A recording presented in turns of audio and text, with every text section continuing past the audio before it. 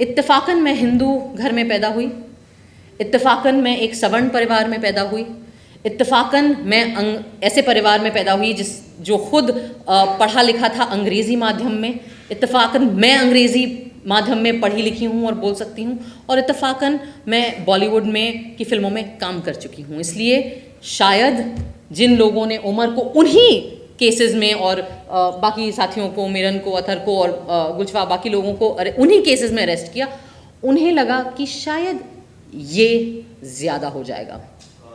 आप एक मुसलमान को आतंकवादी बता सकते हो, लेकिन शायद एक Hindu x naval officer, teacher, professor mother की बेटी को आतंकवादी बताना थोड़ा ज़्यादा हो जाएगा, कन्वीनियंट नहीं होगा। आज़ाद घूम रही हूँ यहाँ पे, स्वतंत्र हूँ, अपनी ज़िंदगी जी रही हूँ, अपनी बच्ची की बर्थडे पार्टी मना रही हूँ, बढ़िया शादी करी, मैंने ढोल बजवाए, क्योंकि इत्तेफाकन मुझे एक प्रिविलेज मिल गया मेरी आइडेंटिटी का, और वो जो मेरा प्रिविलेज है वो अब मेरी जिम्मेदारी है कि जिन लोगों को इत्तेफाकन, जिनके नाम मुझसे अलग हैं, या जो मुसलमान नाम हैं, या जो दलित नाम हैं, या जो माइनॉरिटी के नाम हैं, और उनके ऊपर अगर जुल्म हो, तो मुझे जो चीज़ जो मेरी रक्षा कर रही है, मेरी जिम्मेदारी है कि मैं उस प्रिविलेज के दम पर अपनी आवाज़ उनके लिए उठाऊं। अपनी इग्नोरेंस का मैं फ़ायदा उठा के आज ये सवाल पूछना चाहती हूँ अपने न्याय व्यवस्था से कि क्या डर है आपको किस चीज़ का डर है? आम नागरिक को तो जेल का डर होता है, पिटाई का डर होता है, मुसलमान तो कहीं पे भी पिट जाते हैं बेचारे इस देश में, दलित कहीं पे भी पिट जाते हैं इस देश में। इस बुढ़ापे में क्या डर है अब आपको? अब क्या लालच है आपके अंदर? क्या चाहिए आपको? हाँ, क्या ज़रूरत है? गवर्नर पोस्ट चाहिए, राज्यसभा जाना है, इतनी आपके अंदर लालच है कि आप महज आपका काम आपसे करने को हम मांग रहे हैं, वो आपसे नहीं हो रहा है। इस देश का हर नागरिक कुछ चंद माननीय न्यायाधीशों के ईमान पर हमारी जिंदगियां टिकी हुई हैं आज के वक्त में, क्योंकि हर दूसरा इंस्टीट्यूशन अपना काम नहीं कर रहा है। मुसलमानों के साथ तो सबसे आसान बात है, उन्हें आतंकवादी घोषित कर दीजिए या गद्दार घोषित कर दीजिए। 400 पार करने गए थे, वो 240 में निपट गए। 56 इंच के कपड़े फिट आते थे, उनके कपड़े नॉर्मल साइज़ के हो गए हैं। ऐसा लगता है कि हमारी न्याय व्यवस्था भूल गई है कि कितने सालों से ये लोग जेल में बिना बेल के, बिना ट्रायल शुरू हुए पड़े ही हुए हैं। तो मैं आज इस मंच के माध्यम से हमारी न्याय व्यवस्था को याद दिलाना चाहती हूँ कि 4 साल कितना लंबा वक्त होता है। सितंबर 2020 में उमर गिरफ्तार हुए थे। 4 साल में मैं अपने फहाद, जो मेरे अब पति हैं, उनसे मिली। दोस्त थी पहले, जब उमर गिरफ्तार हुए हम दोस्त थे, जब अतर गिरफ्तार हुए हम दोस्त थे, महज दोस्त थे। उन 4 साल में हमारी दोस्ती पक्की हुई। ये लोग तभी भी जेल में थे। हमारी दोस्ती और पक्की हुई, ये तभी भी जेल में पड़े रहे। फिर हमें मोहब्बत हो गई, ये तभी भी जेल में थे, इनको बेल की सुनवाई भी नहीं हुई थी। फिर हम एक दूसरे के परिवार से मिल लिए, तभी भी जेल में थे। परिवार मान भी गए, हिंदू मुसलमान शादी है, परिवार मान भी गए, न्याय व्यवस्था अभी तक नहीं मानी हमारी। हमने शादी कर ली, हमारी बच्ची हो गई, हमारी बच्ची अब 1 साल की हो गई। 4 साल बहुत लंबा वक्त होता है। गोदी मीडिया, इंडिपेंडेंट ऑल्टरनेटिव मीडिया की बात नहीं कर रही, आप लोग सच्चे दिल से अपना काम करते हैं, हम उसके आभारी हैं। 4 साल में जिस गोदी मीडिया ने उमर के खिलाफ, इन सब लोगों के खिलाफ इतना विट्रियोलिक, इतना जहरीला कैंपेन चलाया था, वो गोदी मीडिया नंगी हो गई इन 4 साल में। उन्होंने उन 4 साल में और भी अलग अलग तरह के विक्टिम ढूंढे जिनके ऊपर मीडिया ट्रायल चलाया जा सकता हो। कई सारे मुसलमान थे, मुसलमानों के साथ तो सबसे आसान बात है, उन्हें आतंकवादी घोषित कर दीजिए या गद्दार घोषित कर दीजिए, पर उनके अंदर ये जहर इतना भर गया, और ये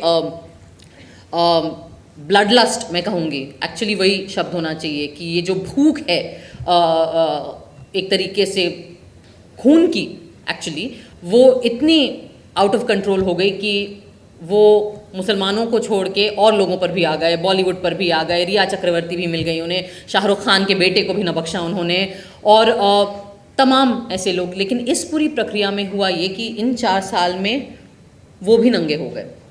आज की तारीख में आप लोगों के वीडियो और पॉडकास्ट फिर भी लोग देख लेते हैं, लेकिन आम जनता भी अब जब अर्नब गोस्वामी या उनके ट्रू कॉपी वर्जन हैं और उसके जितने गरीब वर्जन हैं उनको सुनती है, वो भी जानती है कि ये झूठ फैला रहे हैं। 4 साल में और भी चीज़ें हुई। जिन लोगों को 56 इंच के कपड़े फिट आते थे, उनके कपड़े नॉर्मल साइज़ के हो गए हैं। जो लोग 400 पार करने गए थे, वो 240 में निपट गए। 4 साल में हमारे न्याय व्यवस्था के जो माननीय न्यायाधीश हैं, उन्होंने भी कई जगह जाके न्याय की परिभाषा पर कई भाषण और एलोक्यूशन कंपटीशन और रिसाइटल दिए, अलग अलग कॉलेजेस में, अलग अलग विश्वविद्यालय में, दुनिया के अलग अलग देशों में भी। 4 साल में इस देश का एक कन्विक्टेड, मैं नहीं कह रही हूँ, हमारी न्याय व्यवस्था ने जिसको कन्विक्ट किया है रेप का, वो इंसान राम रहीम, वो भी 4 साल में 10 बार बेल और परोल पा गया। 4 साल में गुजरात सरकार ने नई किस्म की बेशर्मी की हदें पार करी और बिल्किस बानो के कन्विक्टेड रेपिस्ट को अच्छे व्यवहार के तहत रिहा भी कर दिया। उस पर ज़्यादा चूं भी ना हुई पहले तो, फिर जब आउटरीच बना सोशल मीडिया पे, इंडिपेंडेंट मीडिया में जो एक्टिविस्ट लोग हैं उनके तहत, 4 साल में चलो गिर के सुप्रीम कोर्ट ने उस कन्विक्शन को, उस रिहाई को भी ओवरटर्न करने का टाइम आ गया। लेकिन 4 साल में हमारी न्याय व्यवस्था को इतना वक्त नहीं मिला कि जिन लोगों को, और ख़ास करके वो चुनिंदा लोग, मैं उस पर भी आना चाहूँगी कि जिन लोगों को झूठे इल्ज़ामात तहत, और जो सबको पता है क्योंकि वीडियो एविडेंस है, आज की डेट में अलग अलग मीडिया पे काफ़ी सारा एविडेंस है, झूठे इल्ज़ामात के तहत गिरफ्तार किया गया, उनके खिलाफ, कई लोगों के खिलाफ ट्रायल भी उन्होंने शुरू करने का वक्त उन्हें नहीं मिला। आज जो मेरी बातें हैं, मैं वो हमारे देश की न्याय व्यवस्था से इसीलिए करना चाहती हूँ क्योंकि इस रूम में जो लोग हैं वो तो आधे लोग तो परिवार वाले हैं, वो खुद पीड़ित हैं इस नाइंसाफ़ी के। बाकी लोग जो एक्टिविस्ट हैं, उन बेचारों की तो ज़िंदगियाँ गुजर गई आवाज़ उठाते उठाते। पर मैं आज ये सवाल जो है और ये बातचीत एक दूसरे से नहीं, मैं आप लोगों के माध्यम से ये बातचीत हमारी न्याय व्यवस्था से करना चाहती हूँ। हमारे देश में इक्वालिटी बिफोर द लॉ ऐसा माना गया है कि हमारा संविधान हमें ये हक देता है कि इस देश में जो न्याय व्यवस्था है, जो लॉ है, उसके सामने सब लोग बराबर हैं। पर ये बातें सिर्फ ऐसे शब्दों में बोल के अच्छा महसूस कर लेना या ये मोटी मोटी किताबों में इसके ऊपर व्याख्या करना काफ़ी नहीं होता है। इक्वालिटी बिफोर द लॉ का कोई मतलब नहीं है अगर equal treatment before the law नहीं होगा। मैं आज आपसे एक बात शेयर करना चाहती हूँ, आई डोंट नो कितने लोगों को पता होगी। जिस केस में उमर जेल में है अभी, या वन ऑफ द केसेस जिसमें उमर जेल में है अभी, उस केस में कई पिटिशन दाखिल हुए थे, उनमें से 2-3 में मेरा भी नाम था, क्योंकि जिस तरीके से CNRC में उमर अलग अलग जगह पे जा रहा था, हम लोग, कई लोग जा रहे थे अलग अलग जगहों पे भाषण देने और बात करने और अपनी राय रखने, हम भी गए, मैं भी गई थी।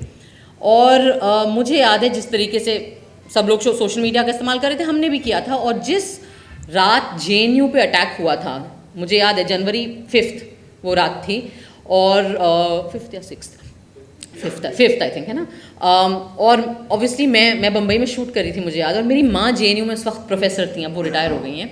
और मैं ऑब्वियसली बहुत परेशान थी, और मैंने कई ट्वीट करे लोगों को बताते हुए, क्योंकि JNU के स्टूडेंट्स हम लोगों को मैसेजेस कर रहे थे, वीडियोस भेज रहे थे, और मैं वो वीडियोस पोस्ट करके कह रही थी कि JNU में ये हो रहा है, सड़कों पे आइए, आप लोग सड़कों पे आइए, पीसफुल JNU के गेट पे आइए, वहाँ इकट्ठा होइए। तो जिस तरीके का क्लिप उमर का सर्कुलेट हुआ था, जिस पर फाइनली उसके ऊपर अरेस्ट हुआ, उस तरीके के मेरे ट्वीट्स को भी लिया गया था। और मेरा भी नाम कई पिटिशंस में आया।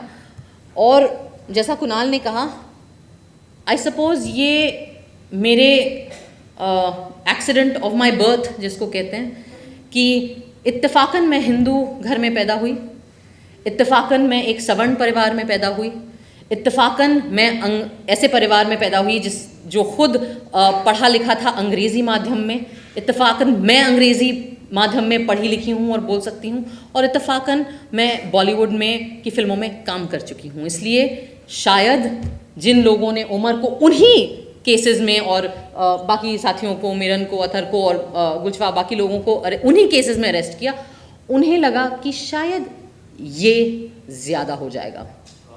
आप एक मुसलमान को आतंकवादी बता सकते हो, लेकिन शायद एक Hindu x naval officer, teacher, professor mother की बेटी को आतंकवादी बताना थोड़ा ज़्यादा हो जाएगा, कन्वीनियंट नहीं होगा हमारी मीडिया के लिए। उसमें शायद ऐसा हो सकता है कि आप जो झूठ, जो जहर फैलाते हैं वो लोग नहीं स्वॉलो करें बाकी उतनी आसानी से।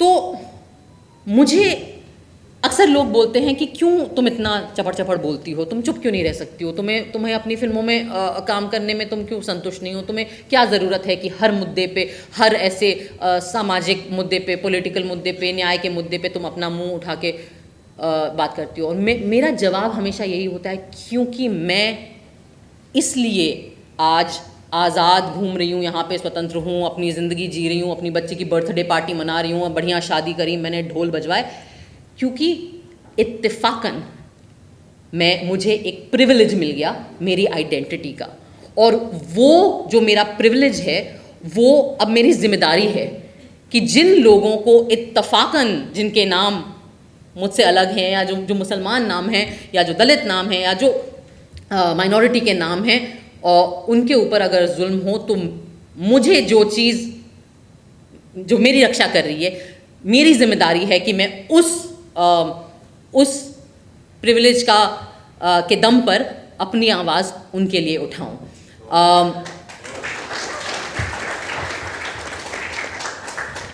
मैं एक और सवाल पूछना चाहती हूँ, और हो सकता है अब तो खैर आईपीसी बदल गया है, पता नहीं कौन सी एक नई भारत कुछ क्या BNS कुछ न्याय क्या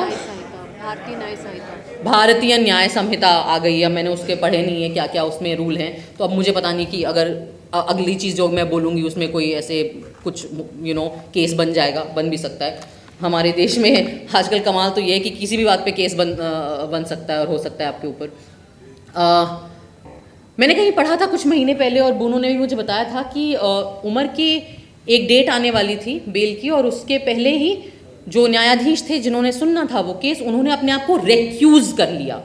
तो पहले तो मुझे समझ नहीं आया कि रेक्यूज़ क्या होता है, मैंने ये वर्ड पहले सुना नहीं था, तो मैंने उसको गूगल किया, और तो उन्होंने ऐसे अपने आप को निकाल लिया उसमें से कि नहीं, मैं नहीं समझता कि मैं काबिल हूँ कि मैं ये केस सुन सकूँ। क्यों काबिल नहीं हुआ?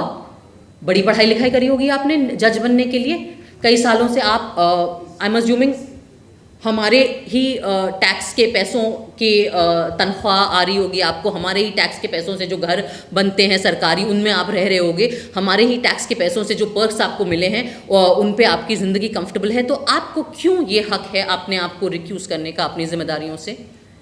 क्या ये हिंदुस्तान के नागरिकों के साथ गद्दारी नहीं है?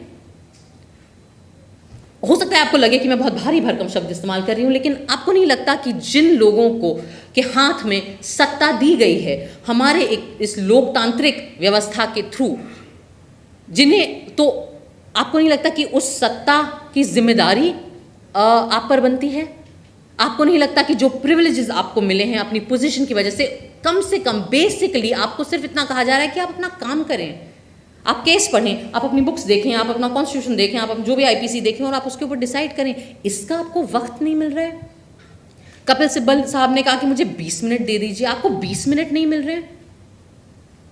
माननीय प्रधानमंत्री के साथ आपको गणेश पूजा करने का बहुत वक्त मिल गया था, पर अपना काम करने के लिए 20 मिनट नहीं मिलते हमारे न्यायाधीशों को। एक जस्टिस थे, शायद उनका नाम बोपन्ना जी था, उन्होंने कहा मुझे 2 मिनट लगेंगे उमर का केस में वर्डिक्ट सुनाने में। बड़ी अच्छी बात है, बड़ा आपने सीना ठोक के दावा कर दिया, तो 2 मिनट नहीं मिले आपको।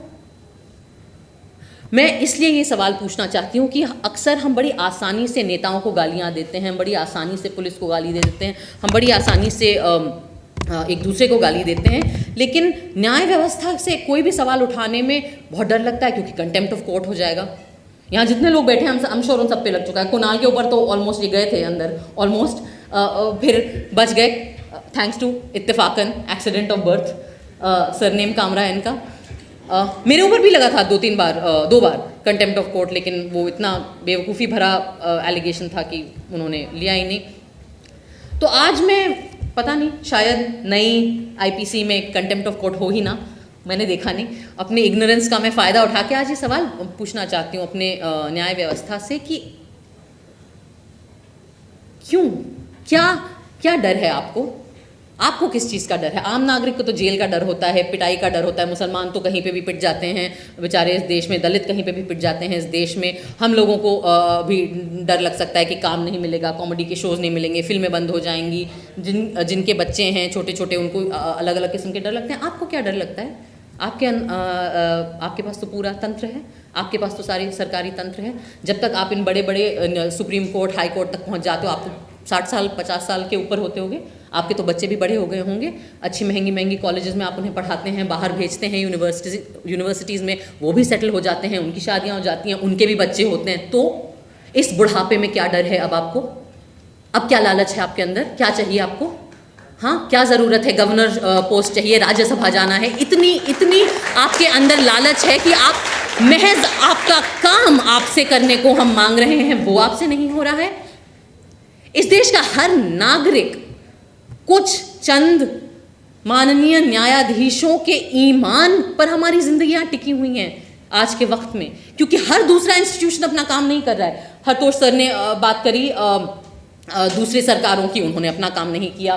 कुणाल ने बात करी गोदी मीडिया की, मेन स्ट्रीम मीडिया की, वो अपना काम नहीं कर रही। पुलिस तो हमारी खैर वाह ही है, वो अपना काम नहीं करती। तो फिर हम क्या करें? हम कुल मिला के हमारे पास बच जाता है अपना संविधान, और हमारे संविधान के जो कथित रक्षक हैं उनकी तरफ हम देख सकते हैं। तो इसलिए मैं आपसे पूछ रही हूँ आज ये सवाल इस देश के हर नागरिक के तरफ से कि आपको क्या डर है, आपको क्या लालच है? होता है कि आप लोग अपना बेसिक काम नहीं कर पाते हैं, इतना वक्त आपको लग जाता है, और वो भी जब हर अति पार हो जाती है, तब आपके अंदर जब स्टेट्स के चीफ मिनिस्टर अरेस्ट होने लगते हैं, जब इतना सर से पानी इतनी ऑब्वियस चीज़ें हो जाती हैं, उसके बाद इलेक्शन आ जाता है, फिर 400 पार नहीं होते, आप हार ही जाते हैं, आपको बैसाखी की सरकार चलानी पड़ रही है, तब हमारे माननीय न्यायाधीशों को वक्त मिलता है कि वो बेल की सुनवाई लोगों की करना शुरू कर दें। मैं नहीं मानती कि ये किसी भी प्रकार का न्याय है। न्याय करने में होता है, न्याय बोलने में नहीं होता, न्याय भाषणबाजी नहीं होती, न्याय एक्शन होता है। और आज मैं ये बोलना चाहूँगी कि मुझे इस देश के नागरिकों के साथ कई लोगों ने गलत किया। अगर मैं अंग्रेजी में बोलूँ, then the citizens of our country have been let down by almost every institution that has been given power by the democratic setup of our country. But I don't believe that any institution has let down the citizens of our country like the judiciary of this country. And I think that's a crying shame. शर्मनाक है ये बात।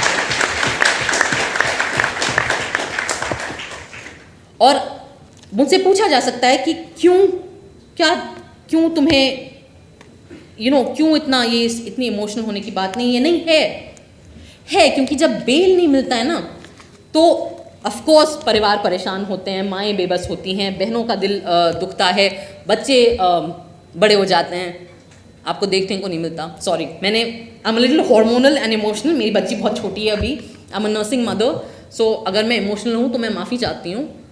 लेकिन मैं आपका ध्यान, या मैं आपको रिमाइंड करना चाहूँगी, मैं हमारे न्याय व्यवस्था को रिमाइंड करना चाहूँगी कि बेल की सुनवाई टाइम से नहीं करना सिर्फ एक नहीं हुआ, हो गया, ये नहीं होता है।